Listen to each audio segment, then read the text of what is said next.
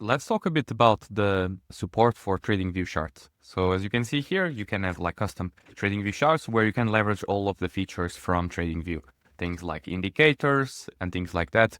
And the data, you can select which data goes in here, essentially. The way you achieve that is utilizing the universal data feed, which you can actually read a bit more about here. Is the UDF adapter. You have some documentation in here, but what we're going to really be looking at is the example that we have here on the documentation. So here we have like different symbols. We generate actually mock data in this case. You can see how it's put together. At the end of the day, still just a JSON file with these key values, and then with these as lists.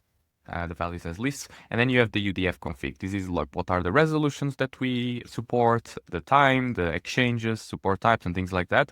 And this is all things that come from TradingView, so we're basically supporting whatever TradingView supports. And then here you have like if we are looking for something, like which symbols are supported.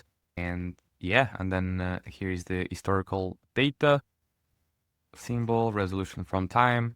And so the best way that we usually, and the colors as well, the configuration of the colors for the charting. So the thing that we usually recommend here is to use that example, start from that example and work backwards. It's the easiest way when you want to build something with TradingView is to take that example and then just modify it to input your time series if you want. So it's generating actually this mock data on the fly.